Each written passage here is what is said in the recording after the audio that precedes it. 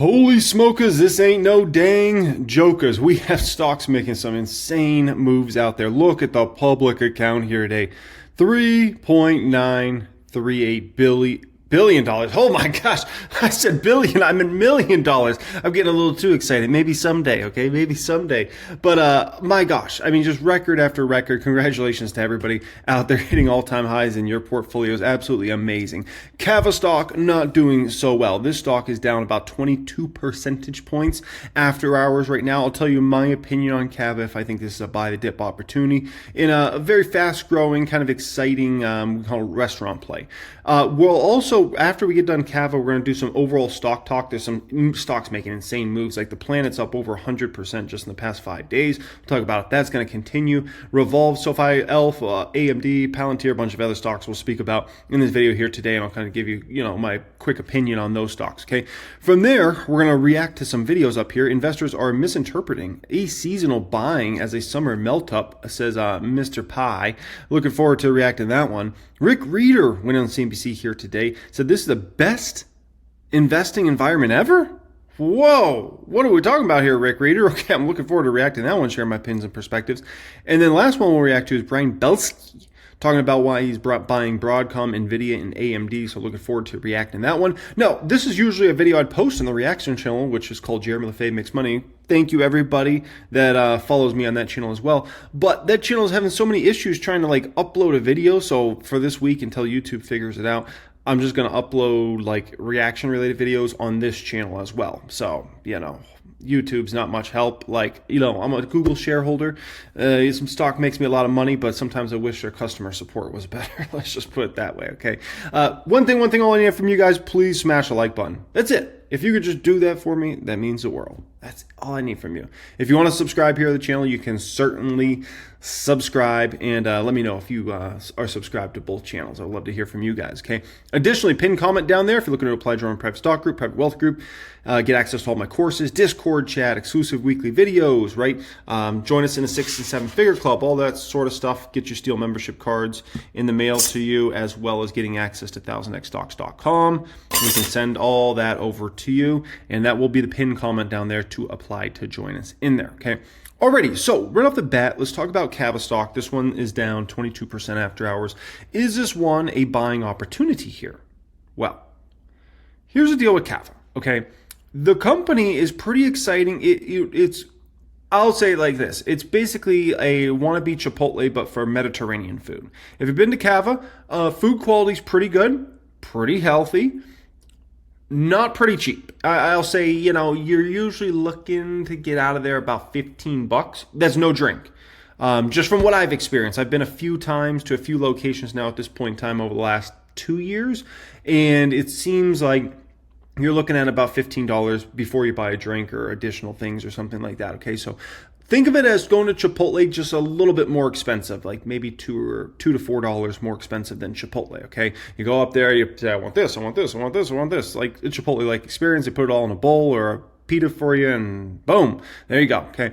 So this company's grown rapidly. They're they're building a ton of locations all over the place. Their comp store sales are positive. The results that just came out, I just got a chance to, kind of glimpse over them. It looks like their comp store sales were really weak. It looks like they were in the 2s, which is, not where you want to be for Cava at this stage of the company.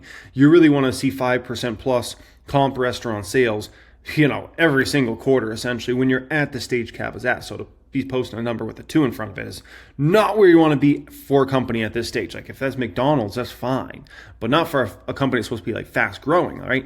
So Cava has an issue there, right? Now, the other issue with Cava is really around the valuation of this company. Now, keep in mind, the stock's going to go down 20+% likely tomorrow. So the forward P, 2-year forward P are likely coming down. So there's a chance you could get this company tomorrow potentially at a 2-year forward P under 100.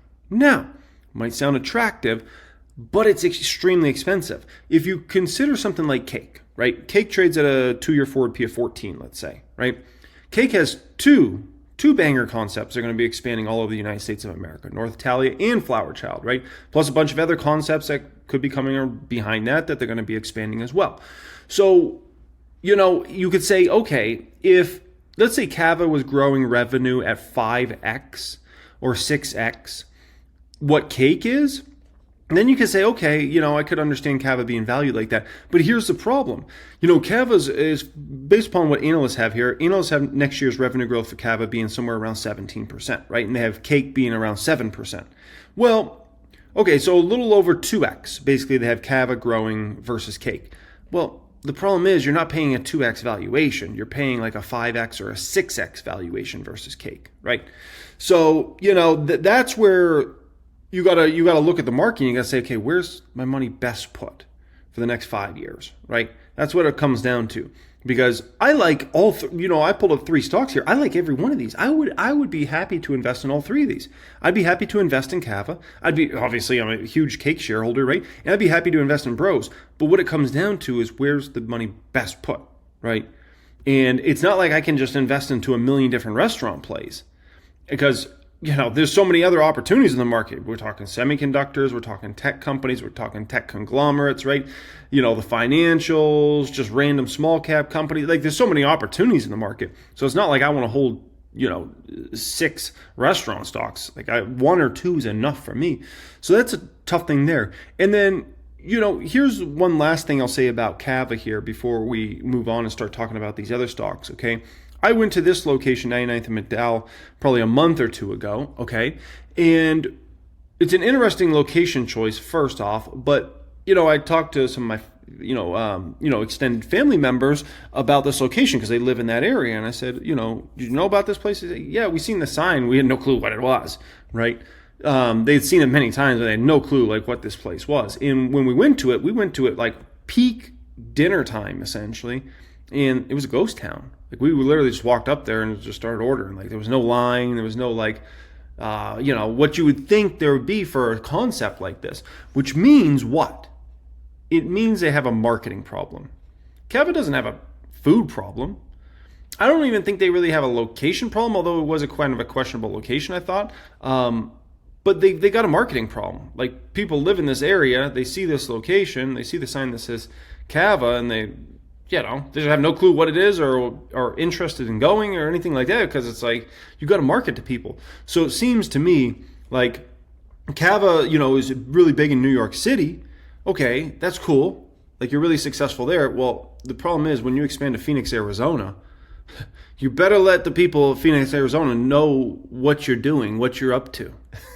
Like you gotta, market. So that's the thing with Cava, if they can get their marketing more down, but the problem is the more you spend on marketing, well, shoot, it's going to be less profit for you, right? So, these are all things to factor in. So Cava is just kind of a little bit of a messy situation. Their comp restaurant sales missed so bad that I just kind of put it, it's kind of like in the penalty box right now is kind of the way I would put it for that one, right? But it's a very intriguing long-term company, in my opinion, right? Now, before we get into these reaction videos, let's talk about some of these stocks making huge moves. Planet's up over 100%, over a double up just in the past 5 trading days. That one's obviously rolling with the Trump optimism on the reclassification. We'll see if this happens. Hopefully it does. If it does, it's more of a boom for the planet. That stock will continue to rally. That stock could continue to rally into reclassification. If reclassification comes, it will continue to rally after that. And then it will eventually take a breather, right, and a step back. But for right now, it just has the momentum. And, it's a very small company. And so, shareholders people wanting to buy that stock, they're just sending it up day after day after day right now, right? And so I wouldn't be surprised at all if it continues to move. And the next thing you know, it's 75 cents or $1 or something like that, right? So, but we'll see. The reclassification's got to come, though. If let's say T-Man drops a ball in the reclassification and this doesn't happen in the next few weeks and he doesn't show I'm serious about this, this is something I want to get done, we're going to get it done, this year, well then these stocks are going to be in trouble. They'll fall precipitously after this rally that they have, right? And so you can see the Planet go to $1, maybe even $2, but then if the reclassification doesn't come, you can see that stock fall right back down to 50 cents or 40 cents, 30 cents, So that's the thing you got to understand. T-Man's got to follow through with this whole reclassification thing, right? Now, Revolve, that stock's rolling huge, 7%. Here's the deal with that one. Okay, listen. The small caps rolled heavy today. The Russell 2000 was up about 3%. typically what I would kind of think in regards to Revolve is that stock's going to usually 2x to 3x the Russell on a given day on the upside. So, see it over 2x the Russell on the upside, I'm not surprised at all, right? Same exact thing with SoFi. Like SoFi is another one of those stocks that, even though SoFi is not really a small cap anymore because the market cap's grown quite a bit. Listen, if you told me the Russell's up 3%, I'm going to say SoFi's up 6%. It's as simple as that, right? And so SoFi being up about 5.5% today, it doesn't surprise me at all. ELF's another one that's going to surprise to the upside whenever the Russell has momentum. And listen, I went over in yesterday's video in depth with you guys in regards to fund managers and where they're positioned, right? And a lot of them are very, very heavily short the small caps, the Russell 2000. You get inflation data that comes out today, which people look at and they say, okay, more likely the Fed's going to be cutting rates here in September. People want to pile into the Russell in a rate cutting environment, right? And so the Russell sees a lot of momentum. And if we get into a rate cut in September, and then it looks like we're going to get continued rate cuts, say another one in December, and then we're going to start getting more rate cuts in 26, the Russell 2000 could easily continue to see momentum, cause a short squeezes for a lot of these Wall Streeters that are heavily short these Russell 2000 small cap stocks. And I think that's part of what played out today. I mean, a 3% move in the Russell 2000 is substantial. I believe a huge part of that is probably some short covering happened today, right? And for those that don't understand, like whenever you cover your short position, you have to actually buy back shares of the stock, which can cause shares to spike even more because it puts even more buying pressure into the market, right? And then sometimes Wall Streeters realize they got it wrong and they'll keep on, let's say they were short whatever amount of shares, right? 10,000 shares of stock, and they go buy 10,000 shares, and cover their short position. Sometimes if they feel like, listen, I got it wrong, we're going to keep this long position on in the short term, then they'll go ahead and do that. And so it makes a huge buyer in the market, but takes those shares kind of off the market until the momentum's gone, and then those Wall Streeters say, okay, I'm back out of this. So, fascinating in regards to the whole Russell move there, right? When seeing momentum doesn't come as a surprise. If you're talking about interest rates going lower, that's going to be very beneficial to these resort operators. If you're wondering what pushes wind back to 200 plus, the UAE property opening, when that does here in a couple of years, right? And then additionally, you get on a lower interest rate environment, you'll see wind back over 200 again. Meta's on its way to 1,000, right? I've said this many times. It's on its way to 1,000. It's just a grind to get there. There's no question to me whether Meta's going to 1,000 here in the next 12 to 18 months. It's just a question of when is it exactly? That's the only question in my eyes, right? So Meta continues to see momentum. Threads, great data came out in regards to how many people are using Threads on a monthly basis. If I recall, it's over 400 million now. So Threads is going to be a huge monetization opportunity for Meta long term. They're doing a great job now of integrating Threads into Instagram. Like I'll go on Instagram and then it'll feed me like relevant posts from Threads, and next thing you know, I'll click on that and it puts me over to the Threads app. And next thing you know, I'm on Threads, surfing around on Threads, right? So they're doing a really good job. I'm sure that, I don't use Facebook, I only use Instagram, but I'm sure on Facebook they're finding ways to integrate Threads as well. So, Meta's always finds a way. Like Meta's going to get you to use their products. You know what I mean? Like for me, I don't use Facebook, but I use Instagram. And then I use WhatsApp sometimes. I don't use it a lot, but every once in a while, if I need to communicate with somebody out of the country or something on something, right? It's very popular outside the United States of America to use WhatsApp. So, but they always find a way for you to use one of their products, right? Some, there's a lot of grandmas out there. They don't use Instagram, they don't use WhatsApp, but they use Facebook. So, it's just that's just the way it is with them, right? EO saw some momentum here today, almost a 3% move for that one. That one's going to be 100 plus shortly. Palantir continues to see momentum. Like Palantir is just an animal, man. Like just an animal, and I'm sure there's a lot of people that are wondering, when am I going to, what I think about a put position on Palantir? Eventually, but it's still a really tough stock to buy puts against right now. And the reason Palantir is really tough to buy puts against is you still don't have anything on a fundamental basis to bet against Palantir stock. You just need the market to go down to really make any money there. Valuation's been a problem for Palantir for a year, and it doesn't matter. The stock's gone up regardless of valuation, right? The P's at like a trillion, badillion, gadillion, right? Doesn't matter. Like, the stock goes up.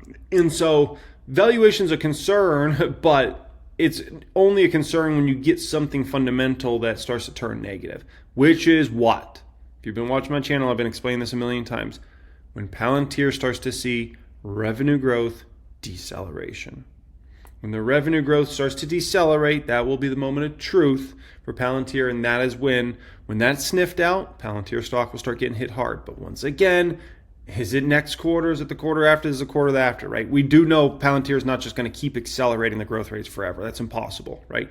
It sounds cool, and as a shareholder, I'd be happy if they, 50%. Oh, now we're going to grow 55%, 60%, 70%, 80%, 90%. It doesn't work like that. Like, eventually, Palantir is going to hit a wall here, and the growth rates will start to decelerate. And that's going to be a day of reckoning and a moment of reckoning for Palantir stock, but that could still be several quarters from now. Like, it's coming, but it's, to get the exact timing right in that, it's difficult. So, there's going to be a time and place to make a lot of money on Palantir put options. But I need that one you might get a glimpse also when the stock just gets very range bound for a while. Like, Palantir still doesn't seem range bound yet. When Palantir gets to a range bound where it seems like 2-3 months go by and it's just kind of stuck in the same range, that will be the moment also that might give you a little hint about, hey, it's coming. So, but we made a fortune from the upside of Palantir. We'll make money from the downside as well, right? AMD. So AMD continues to see momentum here. Like I told you guys, when they sold that off after earnings, I said, just wait. The same people that are selling it for 150 will be buying it for 250 plus. Like, crazy in regards to that one. Adobe starting to come back a bit. Fubo doing well. Celsius continues to see momentum there. Celsius looking really good. I spoke about that stock in some videos recently. Let's react to some videos. From here, let's welcome in Warren Pies. He's the co-founder of 314 Research. Good to see you.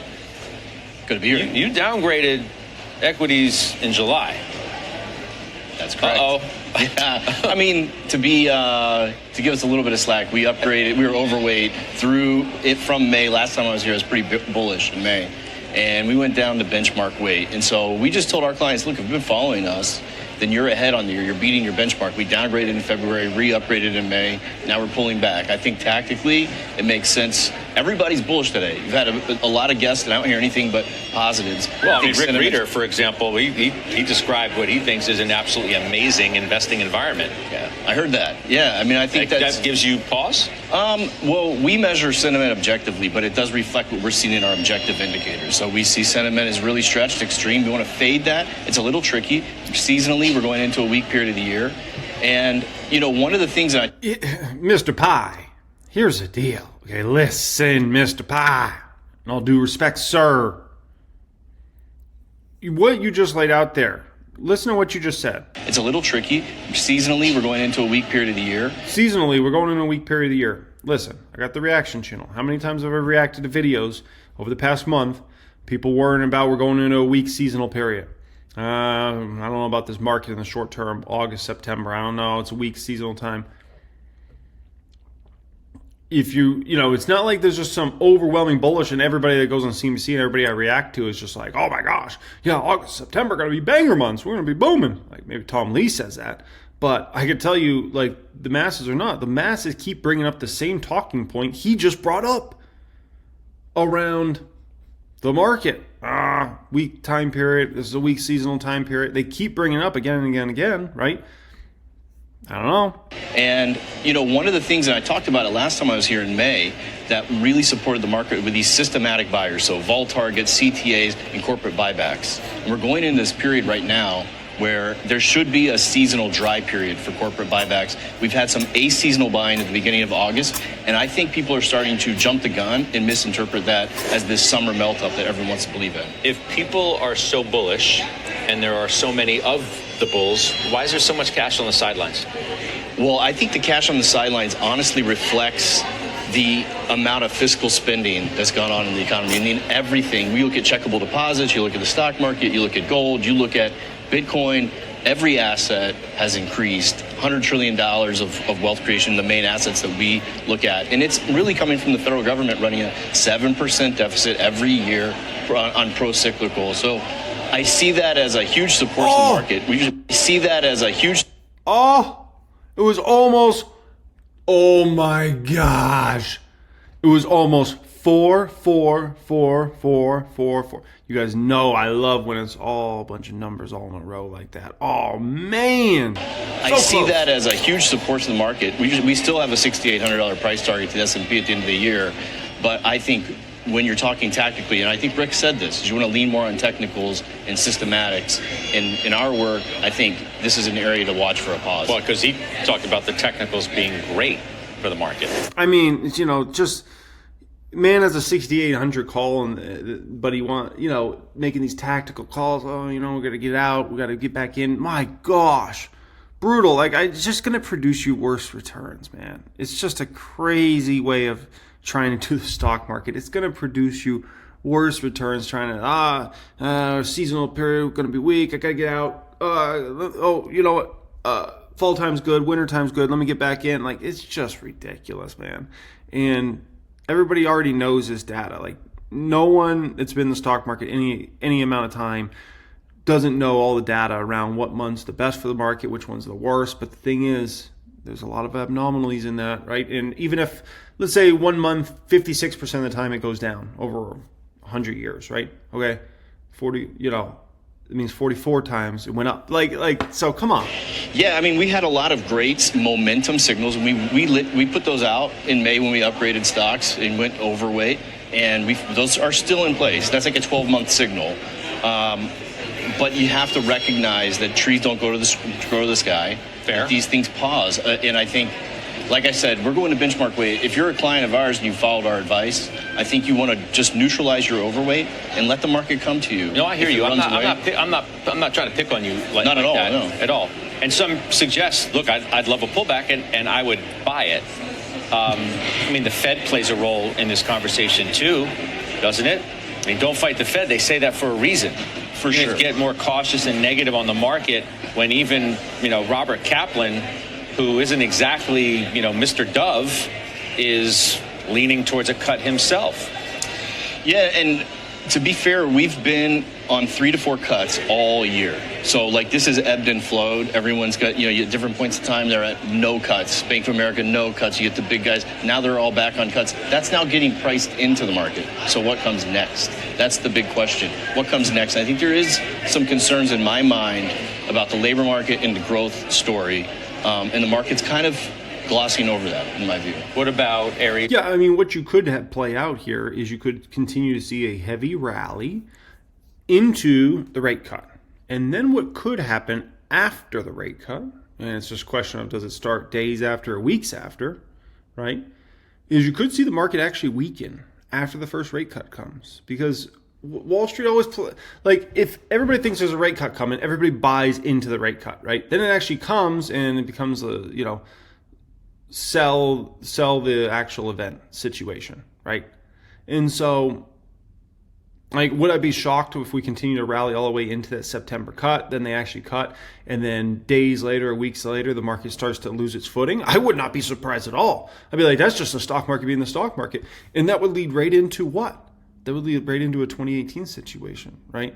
I just don't know if it'll be as steep if we do have a 2018 situation. I don't know if it'll be as steep as 2018. 2018 was very violent. I don't know if it'll be quite like that. But would it be shocked to see 10 to 20% downside for the S&P if we rally heavy into rate cuts? I would not be surprised at all. As you either want to be leaning into in the market or maybe taking some profits?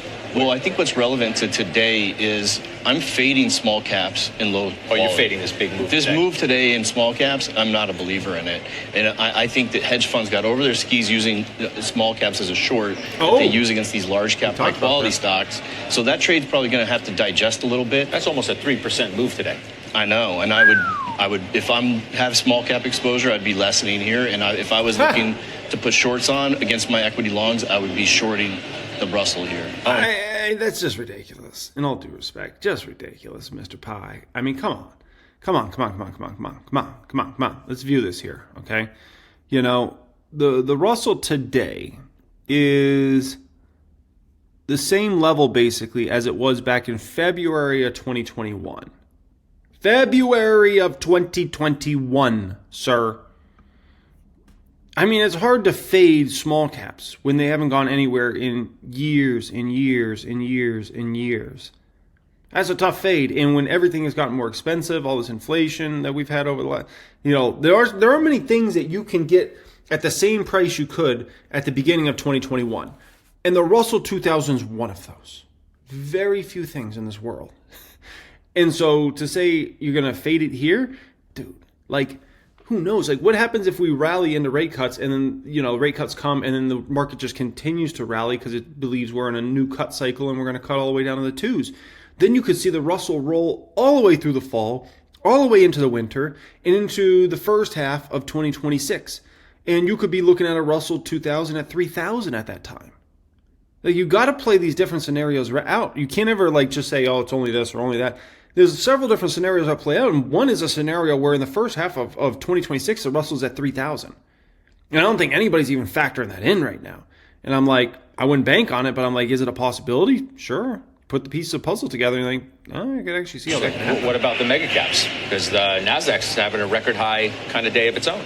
Yeah, I mean, I think you can't fade the move in the mega caps. That's the one thing that they're like a perpetual motion machine. And so, no, I would want to be long the large cap, high quality stocks and then short or underweight these low quality stocks. Okay, so you'd still...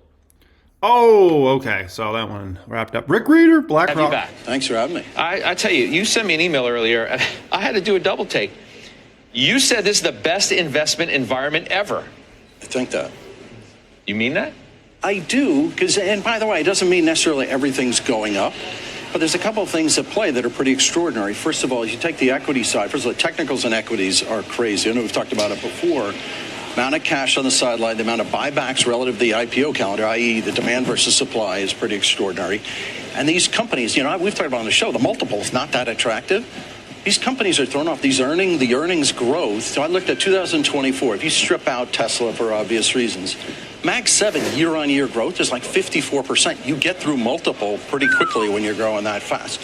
Then you take the other side of it is you've got in fixed income, you're getting yield levels. Listen, I think the Fed can cut rates, but until then, you got yield levels. You can create portfolio 6.5%, 7% yield. That's pretty good. I would throw one last thing. Today, volatility, you don't have to necessarily, one of the things I always think about, what's your exit strategy? What's your escape hatch if you get something surprising? The volatility, the equity market, we did a trade today, equity vol, I think it was 10 vol, 9.5, 10 vol to own, like crazy low volatility to own equities.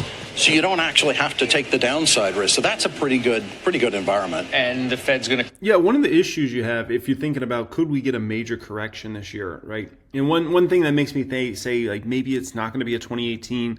And if we do have weakness in the fall time, maybe it'll be very small compared to like something like 2018, is we already had a major severe correction in the market this year. Right? If you look at where the NASDAQ peaked to trough, I mean, we're talking I think it was close to a 25% fall or right around 20. That's a severe correction. That's almost getting close to crash levels.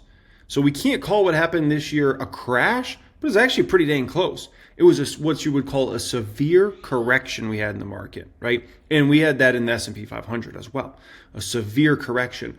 So do you ever really get two severe corrections in the market in the same year? Almost never happens. Almost never happens where you get two severe corrections in the same year. Could this year be the year? Maybe, but it's a pretty low probability that you ever get that to happen, right? So, I live in Vegas. We put odds on everything. And so, basically the house would be paying big money if you won this bet, because it almost never plays out that way, right? This is like the 16 parlay. You're like, it's going to pay out big if it happens, but it almost never happens. Cut in September? Listen, I think they can cut. I think it's almost a given that they cut. And, particularly if you got a payroll report that shows what has heretofore happened, you're seeing some sogginess around job hires, around job openings, that I think the Fed's you've got more slack coming into the labor market. So I think they can move. Listen, I still think the funds rate, you can get it down faster and more aggressively than where they are today. You're talking about, the inflation report today. Mm-hmm. You're still talking about there's a little bit of elevation from tariffs, which I think you have to be respectful of, and I think the Fed's been respectful of that. But you're still running under 3% core CPI, and things like shelter, you're starting to see some improvement in. I think they've got room. You talk about 5-year inflation break-evens at 2.5%. I think you got room to get that funds rate down 100 basis points. Why aren't they all talking as if they have room? Not everybody agrees with your assessment. They're worried about sticky inflation. They look at the CPI and they say, well, yeah, it beat expectations, but it still shows that it's still a bit of a problem and it's above our target. So, Scott, I think there's something that's really important. How the interest rate tool affects inflation. You think about the Fed raised rates 500 basis points. The impact on the economy, inflation, I would argue, not terribly significant. The interest rate tool doesn't do a lot today. You think about how companies finance CapEx, big cap. You're not borrowing. You think about the banks are asset liability. The interest rate tool is not that important, except for a couple of big factors. What it does to housing, and you look at mortgage applications, building permits, housing starts, new home sales. Frozen. Stuck. The mortgage rate has to come down. You drop the funds rate, there's some yield curve steepening that probably happens. And then the other side of it is, the low income people who are the borrowers, you're actually, they are getting hurt by this. Mm-hmm. High savings, older people are actually benefiting from the high rates. Yep. And the last thing that I will say, I don't think the funds rate has to be at 4 3/8. The cost to the government, we have too much debt in this country to charge an extra 100 basis points.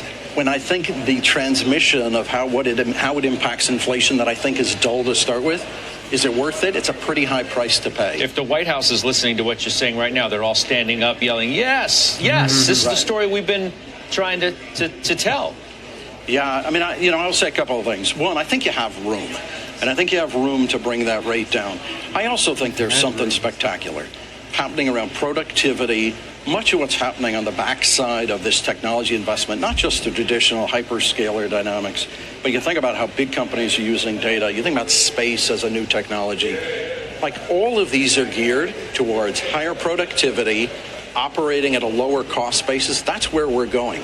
I sent you over this chart. I don't know if you saw that chart that shows, other than a pandemic, a once in 100-year dynamic, inflation, volatility of inflation, for the last 25 years is incredibly low.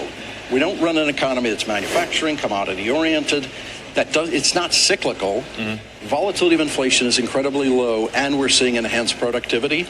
But I'm not that worried if the Fed drops the rate that all of a sudden we're going to see inflation pick up. I mean, you've been bullish. You've urged people to continue to look at stocks. You've made really good calls on this show. Nothing scares you? Listen, would I like to valuation? No. You defend growth. Yeah. You're not worried about tariffs. So I would say, I'll tell you what I'm most worried about: complacency. So think about the vol we're buying today. Like, people are selling us insurance, and people, think about the way markets work, the way insurance works. Nobody buys insurance when you're far from the hurricane. They buy it right after when the price is too high. Yep. Today, the price of insurance is incredibly cheap. We can hedge our portfolio. Complacency is high. You see it in some of the credit markets. That being said, I think, I'm sanguine on the economy. Mm-hmm. I think we're moving generally in the right direction. Listen, one of the reasons why it's a great investment environment, there's a lot of news flow that allows you to take advantage of opportunities. Markets, particularly in August, they tend to overreact to things. So your ability to actually take advantage of that. But complacency to me today, I'd love multiple to be a little bit lower, to be honest. Okay, so he's talking about hedging portfolio, right? Obviously, if you don't have a multi-million-dollar stock portfolio, in my opinion, it just doesn't make sense to hedge. It's like, just do what you usually do, buy the dip, make sure you always got your money to go in. If you got a multi-million-dollar portfolio, sometimes it can make sense to hedge. I personally hedge. When do I usually hedge? I hedge usually from the end, somewhere between the end of September to like mid-December. somewhere in there usually. And I'll buy some put options on several stocks that I think are the best opportunities to kind of buy put options in at a particular time. And I'll likely be doing that again this year.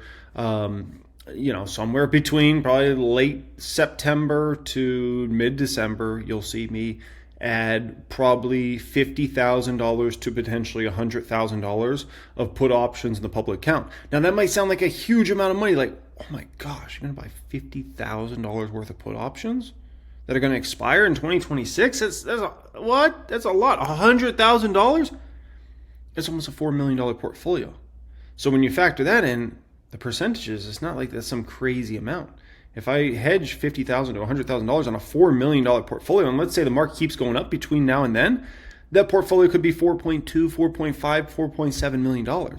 It's not like it's a crazy amount to hedge something like that, right? So we'll see what happens. All right, next one up here, trade track. NVIDIA and AMD. I did. Tell me why you did that. Well, I think Broadcom and NVIDIA are Coke and Pepsi. NVIDIA is obviously the clear leader. Given the fact that the stock had run a little bit too much, we needed to kind of right-size our position. We still love that company longer term, but we're making a bet on AMD and Broadcom to be sub A and sub B under NVIDIA, and those are our three biggest chip company positions. What'd you think of the deal that was struck with NVIDIA and AMD to sell their chips into China? China saying, well, maybe we don't want your chips, or maybe we don't want our companies to buy your chips. So maybe it's not going to be all that it was cracked up to be on day one. Yeah, I think some of that is kind of peripheral and marketing, and obviously it could be positive if it all works out. I mean, we're still betting on leadership at AMD. We'd love that the stock was down. Another point in terms of what Steph was talking about, a great leader that was down on earnings, but revenue was really good. So I think that's provided an opportunity to add to the stock a little bit more. So in regards to Broadcom, Avago, like, okay, I don't love it though. Forward P55 on that one. I like AMD much better. I think it's a much more direct play on the GPU cycle. I think with MI355X, I think with MI400 coming next year, I think AMD's growth rates are just going to shock people. I don't think you're going to get shocking growth rates from Broadcom, right? And nor are you going to get shocking growth rates in 26, 27 from NVIDIA, right? They're going to start to really have those big numbers start to catch up to them, and it's going to be hard to really get those impressive growth percentages. So I think the only stock you're going to get those crazy growth percentages is AMD in this space, okay? All right, guys, appreciate you joining me as always. Thank you so much for being here. Thank you for being subscribed to the channel. Additionally, if you're looking to apply, join our private stock group, private wealth group, get access to 1000xstocks.com, join 500 plus six-figure members, 200 plus seven-figure members, eight-figure members, all that good stuff. Pin comment down there, click on that, fill the form. Let's get you access in there, get you up to a much higher level than where you're at, and we'll send your steel membership cards to your house once you join us in there, okay? They're beautiful. Much love and have a great day.